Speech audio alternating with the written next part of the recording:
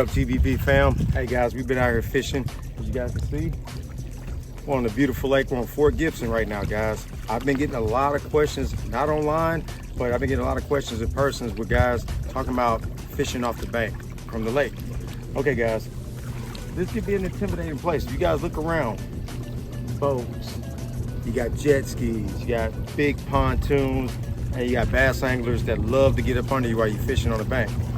So we're gonna start breaking things down right now. Check this out, guys. You can look for see where I'm at.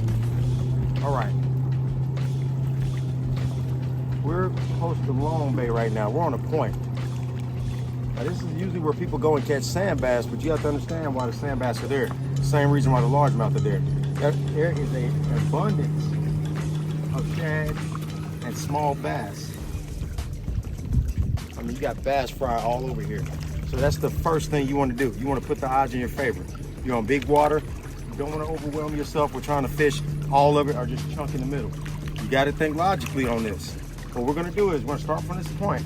As you guys can see, red is just a dominant color on lakes like this, and it's a good summertime color. We're going to start off dragging. You want to go slow. All right, right here on this point, I know it drops off. Right through here. So what I'm gonna do is, I'm gonna right outside the little drop zone. I want my bait to slide right off in there where it dips off in there. All right? There's shells down there. So my deal is, I want my bait to go right off in that shelf. So when them bass are sitting right here at the top of it, they'll go down and pick it up. So we're gonna start off. A lot of you guys like to, drag your bait to the side, keep that bottom contact. This is not the lake to do it on. Keystone and this lake right here are a little tougher to do that. You will hang up a lot. You will wrap around whatever sticks that's washed up in there or rebar that people's left. So you guys got to be really aware of your surroundings when you're doing it. Now what we're doing is we're on the bottom. There he is. The bite. Small guy. And he dropped it. But just like that, guys, that might have been a bluegill. But just like that, we're putting the odds in our favor though. Okay, we're working right there. I got my rod a little higher than usual. So I keep it about 11 o'clock, only because I want to control that depth of that fall. See, like right there, right into them rocks. Let it fall, but you notice I didn't just let it drop, slack. I just kind of let it go down with just a little bit of a bow in my line, just in case I get hit. There's no tight line.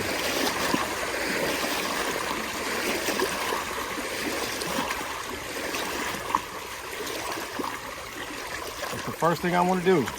I want to get something I can drag at the bottom and maintain bottom contact, especially when you come out here at 2, 3 o'clock in the afternoon. Getting hot, so you guys are wanting to stay hydrated. You want to stay cool. I understand coming later, but I'll be honest, to come earlier would be a lot better for you. It may be 73 to 78 degrees in the morning, but it's a whole hell of a lot better than come out here and it's 83, 84 in the afternoon, or 90 degrees like today. Now we caught a few fish today already, which you guys will probably see on the video, but I just want to give you guys a few tips on this because I'm getting a lot of people saying, I don't have a boat, I don't fish tournaments. There's no excuse. I mean, I'm not saying you guys are not trying, but what I'm saying is you're psyching yourself out. The number one thing you have to have when fishing from the bank, especially on a big body of water, is confidence. You guys go on a pond and you have confidence. You should have the same confidence on the lake. You should believe in the same bait you're throwing in that pond. You should be able to believe in that bait out here because you have many hours of practice with that technique and that bait. So just like that, we're dragging the bottom, right? We see the shad swirling. We see the shade all right here. So everything right now is in our favor. You got bass that can come in, that's coming in, or if they were even leaving, if the wind changed direction, they're coming out. So you're on a point where you're winning. You got two sides of the coin in your favor. And you're gonna look for transitions too, guys. If you guys don't know what a transition is, it's when that bank changes. Like we got a small one right here, and it'll come to a little small point, and it transitions again and right again. I mean, you'll see it. You'll know a transition other than just looking at a straight line on the bank, guys. It's just any little dip or indifferent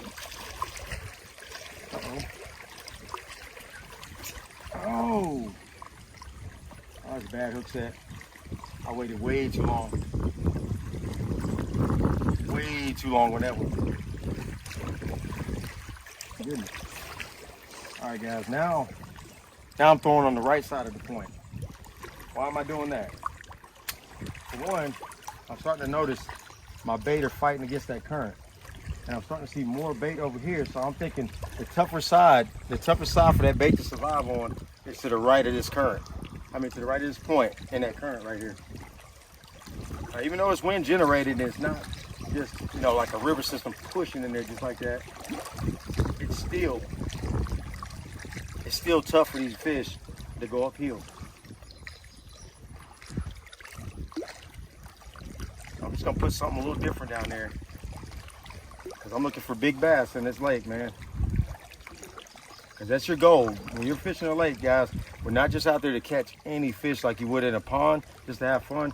Go out there to try to catch you a big one. It's a big body of water, so it's gonna hold a lot bigger fish. So go out there and try to catch you a PB, man. That's the whole thing about going out here to the lake. You get out there and having a blast, man. Ooh.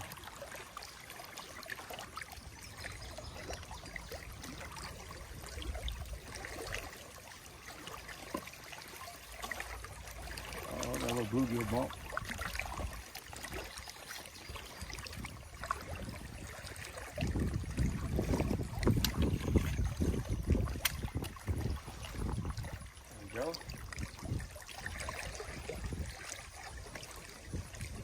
So guys, just maintain that bottom contact, but you don't have to slide it and get hung up 24/7.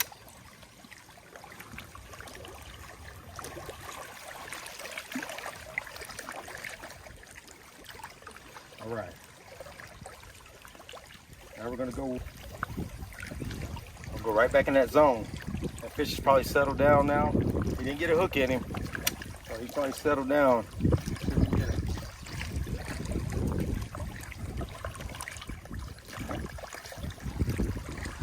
Wind's blowing a little bit.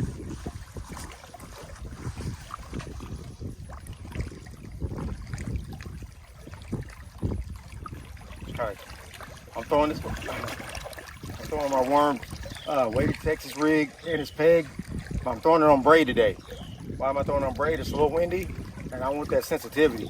I want to be able to feel everything on that bottom, and I want to be able to feel them subtle strikes in this wind. You guys can put a leader on there if you want. I don't.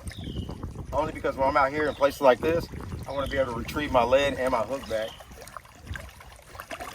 We're fishing from the shore, guys, so everything's coming uphill towards us. All right.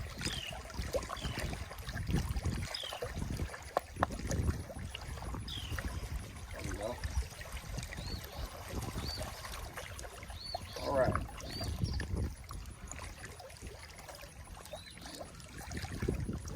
We're not going to make a whole video on just the worm, guys. I'm trying to give you just a few tips. We will catch a fish, but my deal is I want to get you guys on as many options, as possible when it comes down to fishing from the shore. Next, like I said, red is the key here, right? I'm going to get me a square bill, something I can dance around on the outer edges of the bank. I don't want to be right up against that bank. It's hot outside. There's not a lot of shade around. I want to be right there in that cooler water. I want to work that crankbait. I'm going to rip it a little bit. All right? Cranking it right here. I'm going to rip it a little bit. So I'm already hitting the bottom. Uh-oh. That could have been sand bass. Yeah, I see the shad turning over. But yeah, guys, I just want to kind of rip that through slowly. All right? That's gonna be one of them deals. Trying to generate strikes. Reaction bite.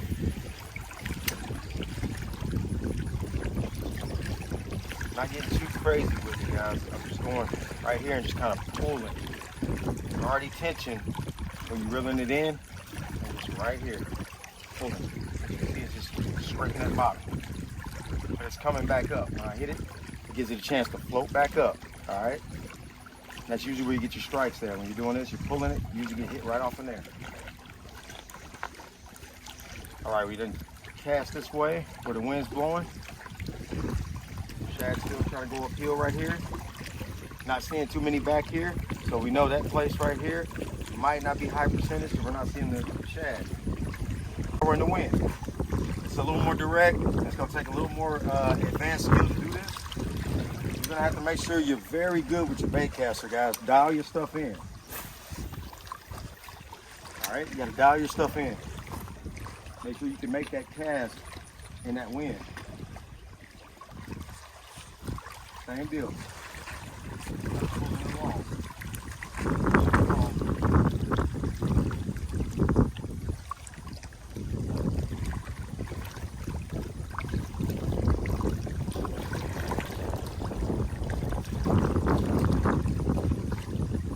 You get bit, not a big deal. Right back out here. You know that water's not that deep. We're just kind of pulling towards it, right there.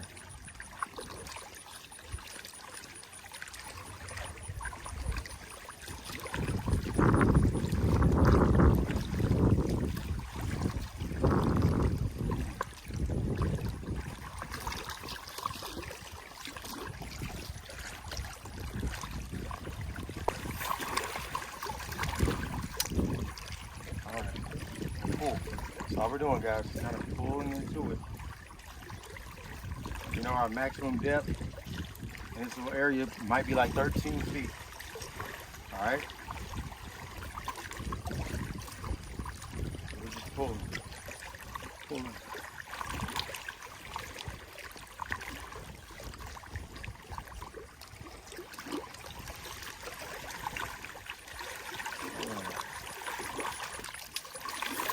Out here, rod tip down, kind of pull. That's all we're doing. Rod tip down, pull it, just like that.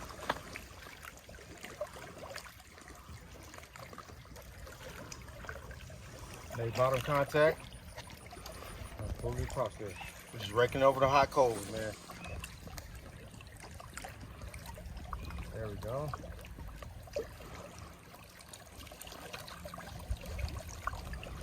There we go. You guys got to remember, you're in a high percentage place right here. You got bass coming in. They're coming off that main lake.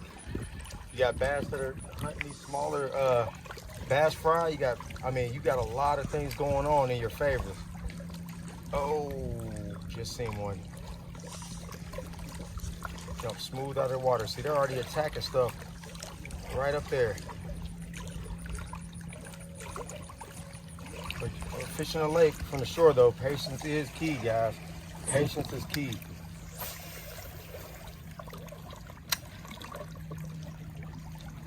No matter what level you are in fishing, when it comes down to fishing from the shore, you're gonna have to be patient, because a lot of times fish move, guys. They don't just stay in one area unless that area is like, well, all right, here we go. Got it out, just like that. There we go. All right. We drug a little. We thrown our square bill. Now it's time to get our reaction bait. This right here is going to throw you off a little bit. For you guys that are not a little more seasoned than most, it's going to throw you off a little bit because I'm picking up a jerkbait. A lot of you guys are like, hey, I don't throw jerkbaits in the summer. I only throw jerkbaits in the winter. Well, let me tell you something. There's another way you can fish this jerkbait. I'm fishing a little bit different in the winter time. I'm snapping. I want it kind of hard. I want that erratic, fast action. So what that means is, I want to take that jerkbait, snap it, point back towards it. See, I get the slack in it just by pointing towards it. You don't want to tight line that bait and have it just shooting towards you. You want just a little slack in there. But you want to hit it hard enough to make that sucker dance quick. This is the summertime. The metabolism's higher on the bass, and they're moving a lot faster. They hunt a lot faster, guys. They only get lethargic when it starts to get really, really warm. And right now, the water's in the high 70s, low 80s on most lakes in Oklahoma. So we're just gonna First game. In the wintertime, you want to slow it down and kind of pop, wait 5 seconds and all that. Summertime, you don't have to do that. You don't have to do that. You want to generate that reaction strike.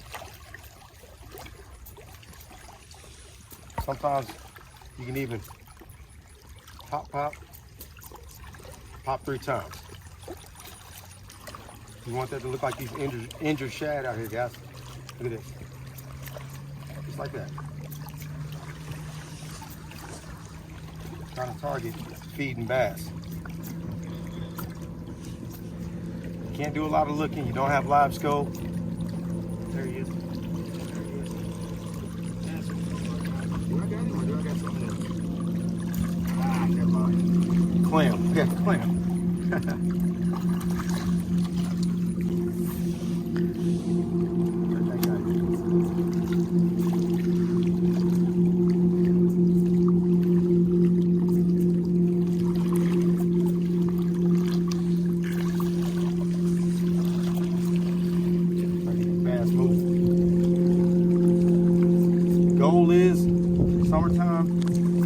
Fishing in a lake, your goal is catch some fish and get out of that heat as fast as possible. You want to get out there and enjoy yourself and then get somewhere and rehydrate and maybe go back out that evening. But we want to build our confidence. That's what this video is about today. You want to build your confidence to fish from the shore. Because guys, don't wait on somebody with a boat to take you out on their boat and you pay gas or whatever else just so you can fish. You don't have to do that. 90% of the time, my buddies will tell you, the ones that have a boat, the ones that don't. Whether I'm on a boat or not, I'm fishing. Whether it's small bodies of water, big bodies of water, I'm there, all of them. And I have just as much fun on all of them. Like I said, it all starts with your confidence and you just getting comfortable with your techniques out there. Because right now, that won't blow up right in between the shad and right next to my jerkbait.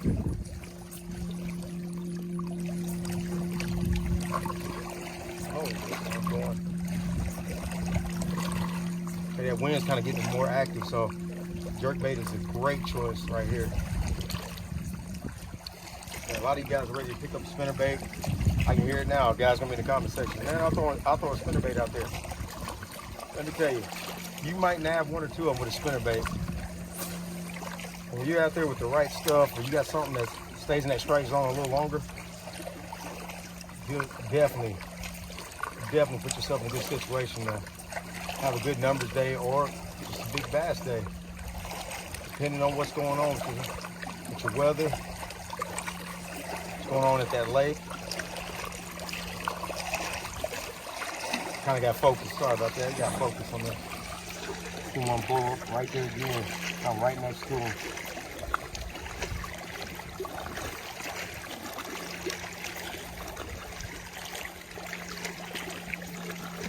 Come on. Come on.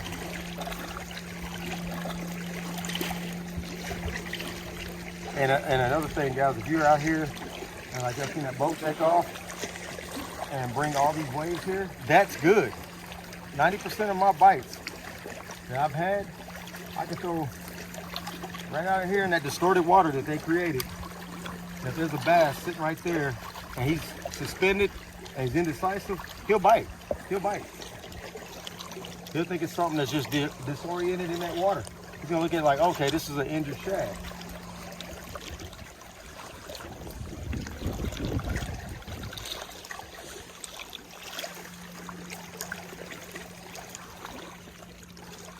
Oh man. Woo.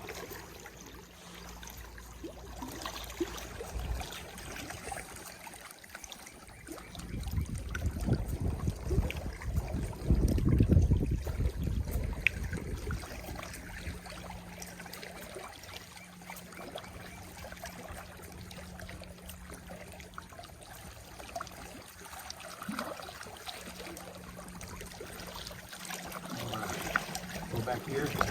Go right back through here.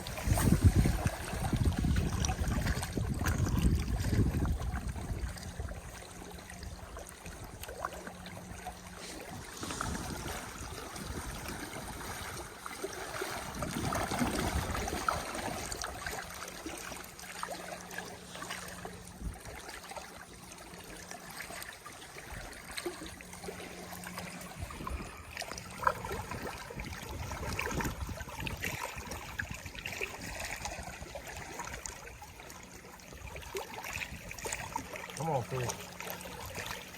You know they're there. Oh, there's a bottom.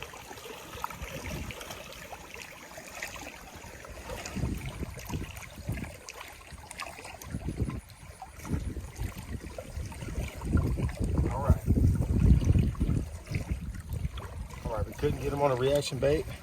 So what we're gonna do next is, we went from a Texas rig, now we're gonna go into your finesse, your more finessier stuff, guys.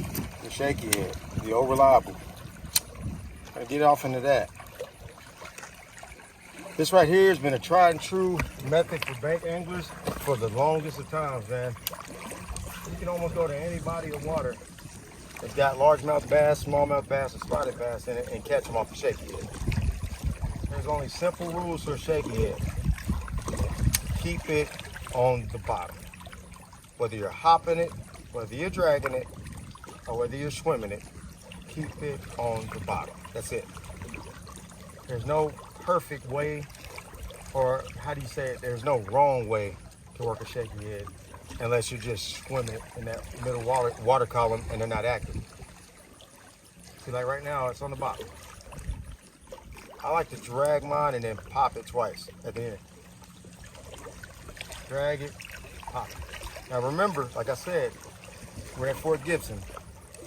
There's a lot of rock down there that would love to eat up your Shaky Head. So I'm just gonna drag that sucker right here, pop it. That's it. Drag it, pop it out the bottom. And I'm slowly doing it. I know sometimes out here, the slower you move that Shaky Head, the better your results are for the 3 and 4 pounders out here.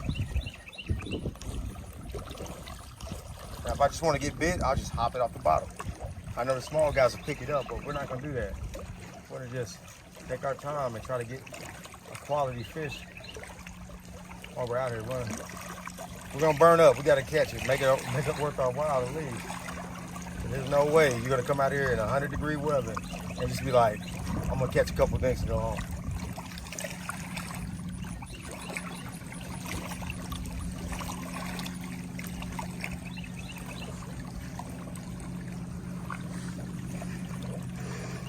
Got a lot of boat traffic, as you guys can see. Not a problem, contrary to belief, not really a problem. These guys are keeping their distance, they're way out there. They're well aware that you're on the bank. Most of them. Now you might get a couple guys that might get a little close, but once they leave, you gotta understand that motor, it churns up the water. There's oxygen and there's bait that's gonna be falling behind that boat, so you still increase your chances of catching. Like right now, let's go out there.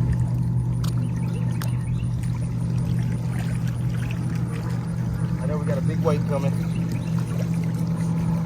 I got my bait already out there ready.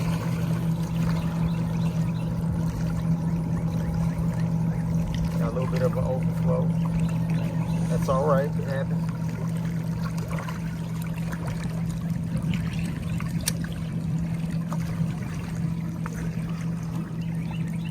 All right, here we go. It's gonna take a little bit of time for that.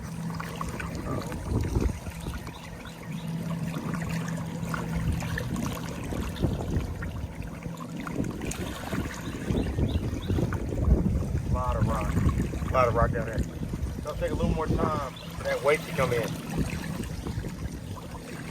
That's okay. Oh, had a bluegill just stomped it.